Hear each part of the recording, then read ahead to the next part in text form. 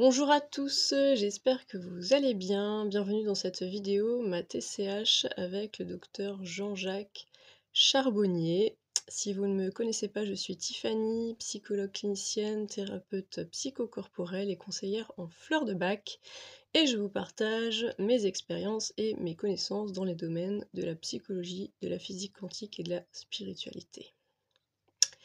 Alors aujourd'hui, vidéo très spéciale puisque je vais vous raconter mon expérience de transcommunication hypnotique, donc la TCH qui a été conçue, élaborée par le docteur Jean-Jacques Charbonnier, qui est à l'origine médecin réanimateur, d'accord, donc qui a passé de longues années dans des services de réanimation et notamment qui était au chevet de certaines personnes qui sont revenues d'arrêt cardiaque, hein, ce qu'on appelle la mort cérébrale, et qui a recueilli des dizaines de témoignages sur ce qu'on pourrait appeler l'après-vie. Donc c'est on appelle ça une EMI, expérience de mort imminente, que lui a envie de rebaptiser expérience de mort transitoire,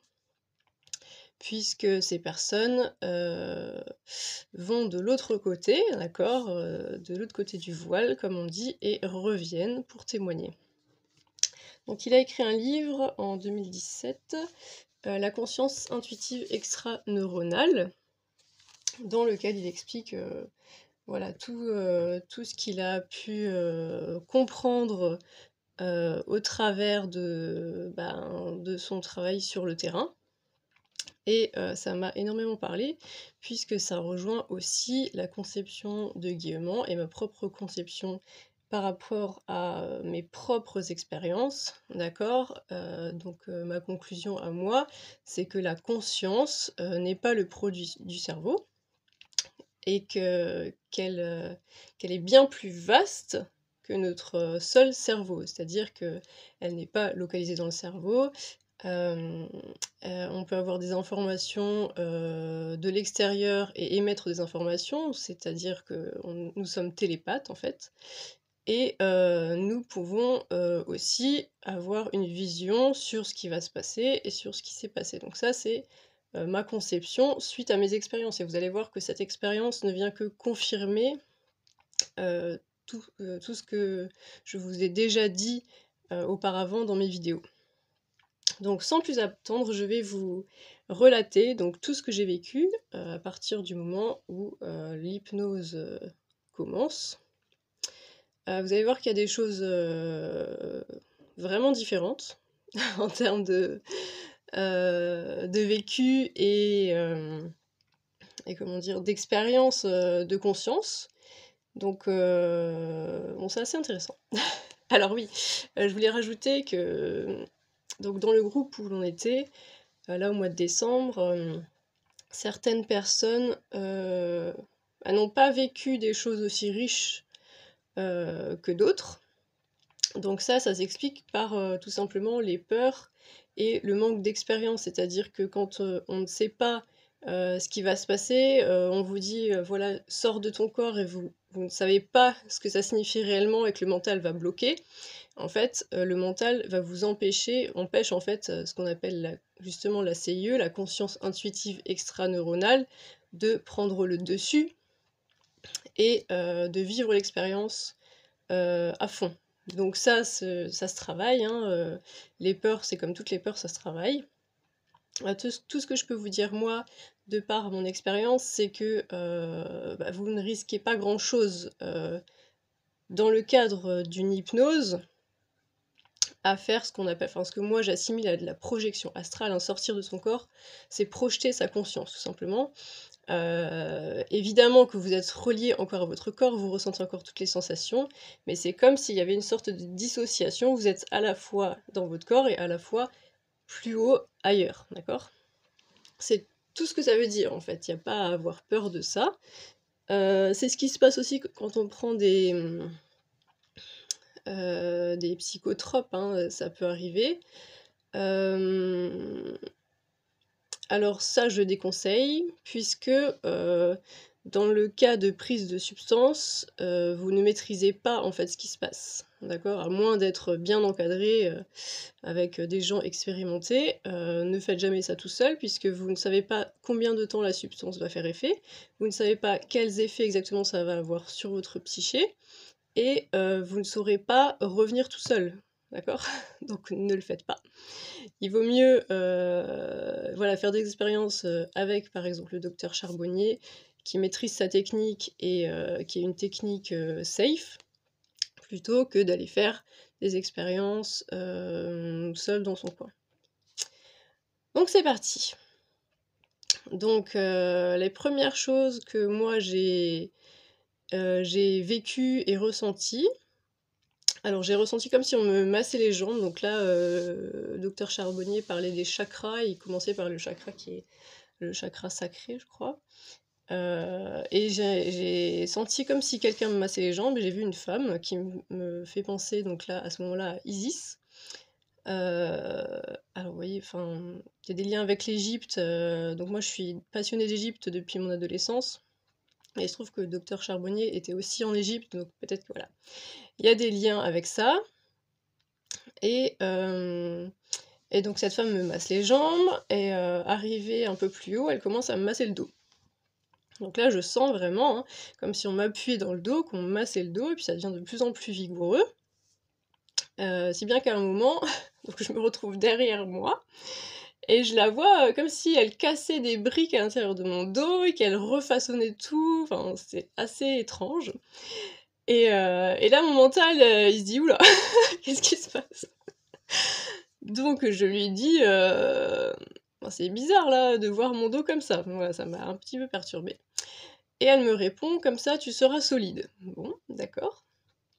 N'empêche que moi, à ce moment-là, je vois comme, voilà, un mur de briques, elle est en train de sculpter limite, et je sens comme des secousses à l'intérieur de moi.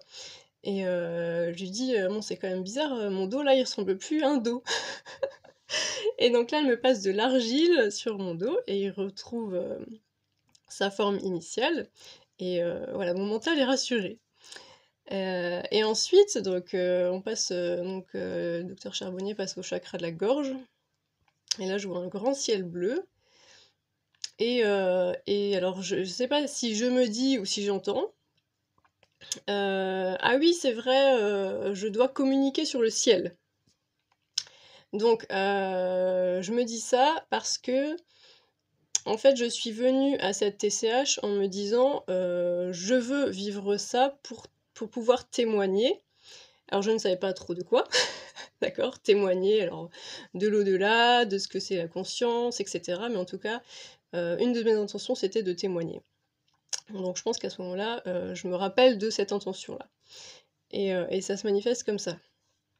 Et ensuite, donc on arrive, au chakra coronal, donc celui qui est tout en haut et là, je vois une main qui ôte, comme des toiles d'araignée et je vois une ampoule violette qui brille et je me dis: «Cette ampoule, ça va pas du tout», donc je l'enlève et à la place se met à briller, bah, une lumière violette, mais qui a l'air, vivante, en fait. C'est comme, c'était, une forme vivante, je sais pas, un genre de petit insecte ou je sais pas trop, enfin bon, en tout cas, c'est un truc vivant, et une lumière violette qui irradie comme ça.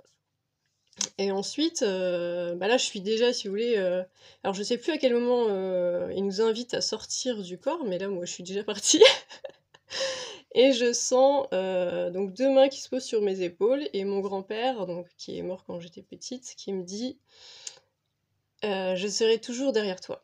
Je vais essayer de pas pleurer. Hem, alors, il se trouve que j'ai pas de souvenir de ce grand-père-là, mais toute ma vie, j'ai effectivement ressenti, comme s'il était toujours là, en fait. Comme si, il ne m'avait, jamais quittée et donc là, je me retrouve, en fait, dans la cour, de mon grand-père. Quand j'étais petite, il avait une maison avec une cour tout autour et je me retrouve dans cette cour en train de courir, en train de jouer, enfin voilà. Je suis toute petite, je suis dans cette cour et tout va bien, quoi. Donc mon grand-père arrive et il me prend dans ses bras et là, en fait, ce qui se passe donc ça, j'avais pas du tout prévu. Si vous voulez, je viens en TCH, Et je me dis: «Bon, peut-être que je vais avoir, une info, peut-être que je sentirai sa présence», mais c'était pas mon intention, en tout cas, d'avoir une communication spécialement avec lui parce que j'ai pas enfin, je ressentais pas forcément le besoin. Mais en tout cas, là, à ce moment-là, moi, je vis, vraiment quelque chose que j'avais pas du tout prévu et qui, en même temps, m'apparaît comme, comment dire? Comme, une illumination de me dire: «Mais oui, ça aussi je peux le faire». C'est-à-dire qu'en fait, je me retrouve à la fois, hem, donc dans le temps présent là, donc pendant cette TCH, assise sur mon fauteuil, heu et en même temps, je suis dans les bras de mon grand-père quand j'avais 2 ou 3 ans. Et c'est comme si j'étais enfin ma conscience, c'est très particulier à décrire, hein, mais ma conscience est à la fois dans les 2 espaces-temps. C'est-à-dire que je suis à la fois cette petite fille et je suis à la fois, dans, cet espace-temps où j'ai 36 ans. Et pendant que je me rends compte, donc je prends conscience de ça, je prends conscience d'être à la fois ici et là-bas, je me dis donc là ça va très, très vite, hein, sur le plan de la conscience, ça va très vite. Je me dis à la fois je me dis: «Oui, mais c'est vrai, je peux faire ça évidemment, si je peux être dans le futur, je peux aussi être dans le passé». Et je me dis: «Bon, tu vis pas ce truc-là pour rien, Tiffany, il faut que tu fasses quelque chose là, tu le vis pas pour, enfin voilà, il y a une raison, quelle est cette raison?» Et en fait, ça va très, très vite, c'est-à-dire que, dès l'instant où je me pose la question, j'ai la réponse si vous voulez. La réponse c'était donc j'ai 2 ou 3 ans, je sais que mon grand-père va mourir.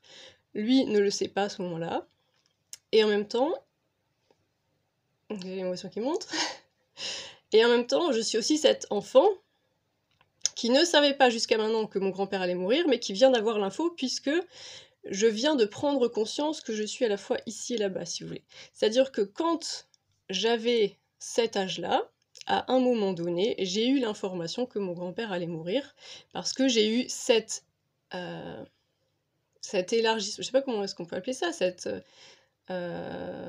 élargissement de conscience, cette élévation de conscience où j'ai pu à la fois être ici et là-bas. Donc je savais qu'à un moment donné de ma vie, j'aurais 36 ans et je prendrais conscience que tout irait bien après la mort de mon grand-père. Et en me disant ça, je me le dis aussi quand j'ai 2 ou 3 ans, quand je suis petite et quand je suis dans les bras de mon grand-père. Et en prenant conscience de ça, je peux m'envoyer l'information que tout ira bien. Donc je m'envoie l'information à moi-même quand j'étais petite, tout ira bien, voilà, tu vas vivre ta vie, tu vas vivre des belles choses et cetera. Tu ne vas pas être traumatisée par la mort de ton grand-père, tout ira bien et en même temps je me dis: «Il faut aussi que je passe le message à mon grand-père». Donc tout ça, tout ce que je me dis et c'est long, hein, ce que je vous raconte, mais en fait c'est très rapide. Quand on le vit sur le plan de la conscience, c'est hyper rapide. Si vous voulez, l'analogie, c'est comme si, quand, voilà, on veut parler de quelque chose, ça prend du temps, mais la pensée va beaucoup plus vite. Voilà, sur le plan de la conscience, ça va encore plus vite que la pensée, si vous voulez. Donc je me dis: «Bah, je vais pas dire à mon grand-père qu'il va mourir parce que c'est voilà, je vais pas lui dire ça comme ça, mais par contre, je veux qu'il sache que tout va bien se passer». Donc j'arrive à faire passer l'information et à dire à mon grand-père à ce moment-là: «Tout va bien se passer, ne t'inquiète pas». En gros, c'est le message que j'arrive à lui dire. Et déjà là, ça me procure un énorme soulagement. Donc là, je suis en train de pleurer sur mon siège, hein, mais je suis encore là-bas. Et en fait, j'ai l'impression que le temps s'étire et qu'on passe beaucoup de temps, dans cette ancienne maison donc de mon grand-père, qui ne lui appartient plus aujourd'hui. Et je me dis: «Mais là, c'est pas normal, il y a un truc qui va pas». Donc je dis à mon grand-père: «Il faut pas que tu restes là, viens avec moi» et puis je m'envole avec lui en fait. Et je lui dis: «Viens, il y a plein de choses, il y a plein de belles choses là-haut, il faut pas que tu restes là, viens avec moi» et je lui dis: «Tu pourras toujours, veiller sur moi, me protéger depuis, là-haut». Donc moi, dans ma vision, il y a des arcs-en-ciel, c'est très beau, c'est lumineux et cetera. Bon, je lui dis enfin, je le prends par la main et puis je l'emmène ailleurs. Et donc après je vois une succession de scènes. Donc moi, il faut savoir que pendant ma TCH, j'avais une très grande soif d'exploration. C'est-à-dire que je vis un truc, après je pars ailleurs, je vis autre chose, enfin bon. Et pendant ce temps, en fait, donc moi je l'entendais plus, hein. mais le docteur Jean-Jacques Charbonnier est en train de... Enfin, il nous parle pendant tout ça, pendant l'hypnose. Donc il y a des genres d'inductions, mais c'est comme si je l'entendais de très très loin, alors pourtant j'ai un casque sur les oreilles et c'est très fort, hein, mais c'est comme si j'étais très loin. Et donc je vois une succession de scènes, alors je ne sais plus quel est l'ordre exact, hein. À un moment donné, je me vois monter quelques marches, et j'arrive dans une sorte de vaisseau. Alors, je sais pas, c'était une pièce circulaire comme ça. Et il y a une entité, je sais pas trop qui c'est, je vois pas son visage, mais bon, c'est quelqu'un qui est habillé en blanc, qui m'explique, qui m'observe depuis ma naissance, et qu'à chacune de mes expériences, en fait, je lui envoie de l'information. Et donc là, mon mental, qui n'est pas totalement endormi, lui dit: «Ah ah, mais oui, bien sûr!» Et je lui dis: «Mais comment je vais faire pour prouver quelque chose comme ça? Pour prouver un truc pareil?» Parce que bon, j'ai quand même dans ma conscience, il y a quand même ce truc-là de je veux témoigner, je veux raconter des choses aux gens. Donc je me dis: «Non, mais là, les gens, ils vont me prendre pour, voilà». Et donc là, il me met une étoile, au niveau du cœur, il me met une étoile jaune. Moi, je me dis: «Étoile jaune, qu'est-ce que ça veut dire et tout?» Enfin, je pense à l'histoire, mais qu'est-ce que c'est? Enfin bon, je commence à paniquer à la limite, enfin, et il m'enlève l'étoile et il m'en met une orange. Et il rigole, il me dit: «Bah, elle pourrait aussi être violette». Je me dis: «Bon, d'accord». Moi, je repars, j'ai rien compris. Donc voilà. Lui, il est satisfait de sa réponse, moi pas. Enfin, mon mental, en tout cas, il est pas trop satisfait. Donc je me dis: «Bon, c'est symbolique, hein, mais au jour d'aujourd'hui, j'ai pas encore, si vous voulez, j'ai pas eu d'illumination sur la signification de cette étoile». Donc voilà, ça viendra peut-être plus tard. Et donc, ah oui, alors à un autre moment, donc je sais plus, où je suis exactement, mais j'entends Impala douce. Je me dis: «Impala douce, qu'est-ce que ça veut dire?» Et je répète plusieurs fois: Impala douce, Impala douce. Je me dis: «Il faut que je le retienne parce que ça me dit rien là tout de suite». Et en fait, donc je vais vous raconter quand même en rentrant chez... Non, je vais pas vous le dire tout de suite. Non, je vous raconte ça après, sinon vous allez pas comprendre. Ouais, juste après ça, en fait, j'étais, alors, je sais plus, je pense que c'était l'Égypte, en tout cas c'était, en Afrique. Et donc Isis est à nouveau avec moi, elle porte, une coiffe avec un cobra sur la tête. Elle a des grandes, genre de robes dorées. Et elle m'accompagne, et je vois qu'on est au bord du Nil et qu'il y a des crocodiles. Donc moi, le crocodile, c'est un animal qui me fascine. Je pourrais regarder des crocodiles pendant des heures. Enfin, j'en ai déjà vu en vrai, je trouve ça absolument fascinant. Et elle m'accompagne, et en fait, on survole les crocodiles sur le Nil, et elle me dit t'inquiète pas, tu vas traverser le Nil et ses crocodiles, et tu arriveras saine et sauve de l'autre côté de la rive. Je me dis bon, ok. Là aussi, je me dis bon, il y a un truc symbolique, mais ok. Et après, je suis carrément dans dans un autre espace, c'est plutôt un genre de jungle ou de forêt, il y a une cabane, et je rentre dans cette cabane, et là il y a une femme avec des cheveux un peu châtains, bruns, et elle me prend dans ses bras, et je lui dis: «Mais qui es-tu?» Et j'entends Myrena, et je me dis: Myrena, je connais pas de Myrena, et ensuite j'entends Mireille. Je me dis: bon, ok, Mireille, mais je ne connais pas de Mireille. Et en fait, quand je suis rentrée chez moi, ça m'a vraiment perturbée. Je me suis dit: «Mince, mais c'était qui cette femme? Si ça se trouve, c'est quelqu'un que je suis censée connaître, que j'ai oublié, j'espère qu'elle a pas mal pris, que je l'ai pas reconnue», et cetera. Et là, je repense à ces mots Impala douce, et donc je vais sur internet et je tape bêtement, hein, Impala douce, je me dis: «Ça se trouve, voilà, c'est un truc qui existe». Donc Impala douce, ça n'existait pas. Par contre, l'impala, c'est un genre d'antilope qui vit en Afrique, je crois. Et du coup, juste après, donc je mets animal totem antilope, et je tombe sur un article, donc je clique sur un des premiers articles que je vois, et je commence à lire. Et au moment où je lis votre âme est généreuse et douce, le mot douce, il y a une fenêtre de chat qui apparaît avec quelqu'un enfin, je vois juste une femme, voilà, avec les cheveux châtains, qui commence à me parler, qui me dit: «Oui, alors je suis disponible si vous avez des questions», etc. Donc c'était la femme qui a écrit l'article.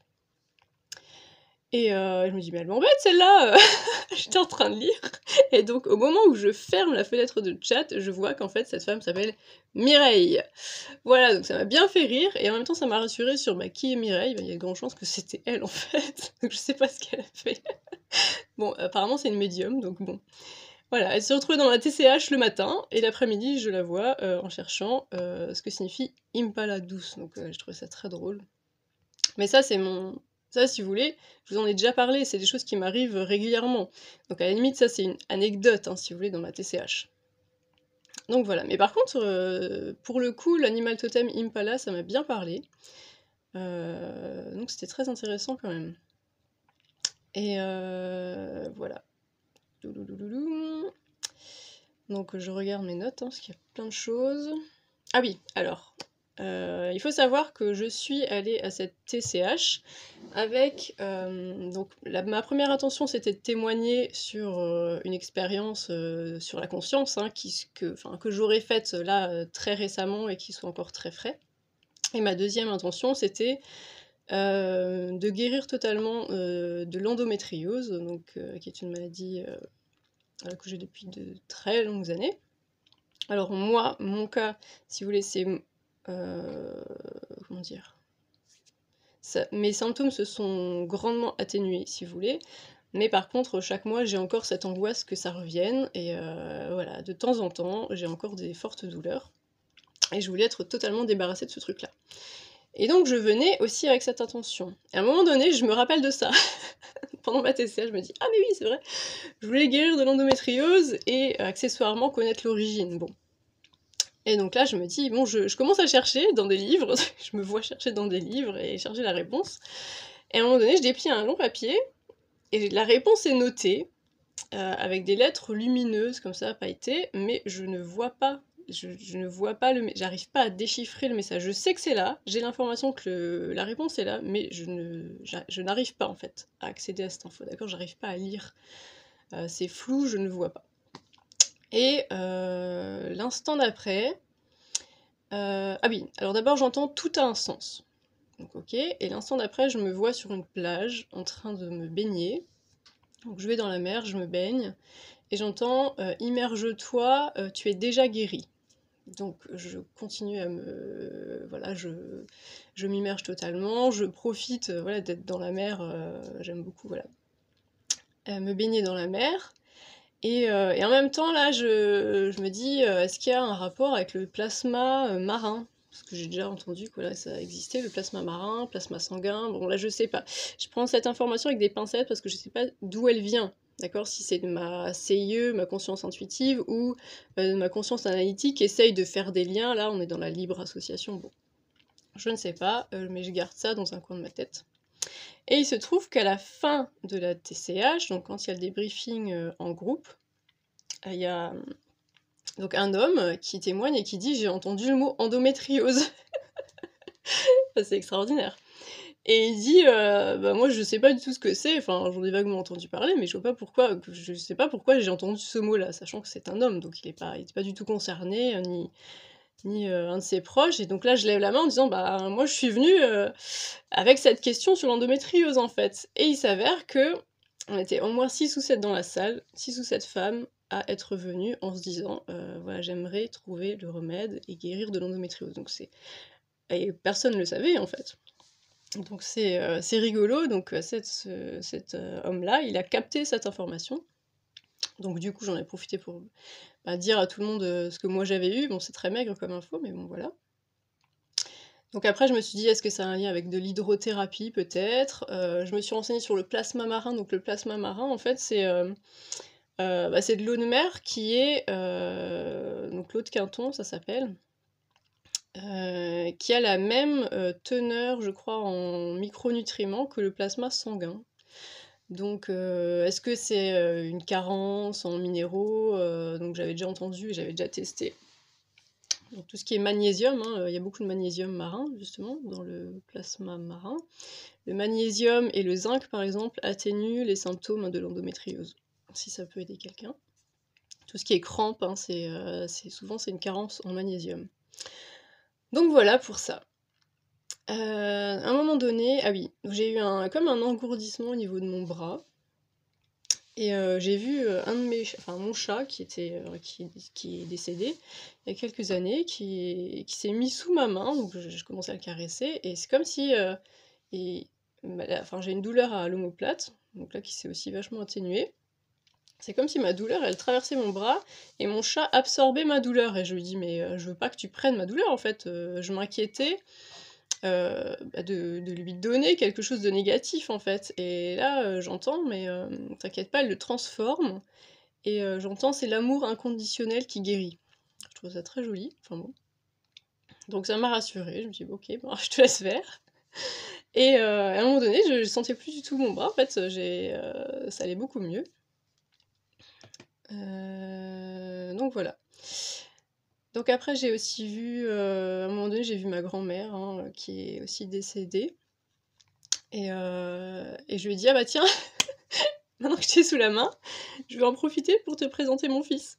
Et elle me dit: «Mais je le connais déjà, je l'ai déjà vu», comme si, voilà, elle avait toujours été là, quelque part, elle avait toujours assisté, à tout ce qui se passait, dans cette dimension.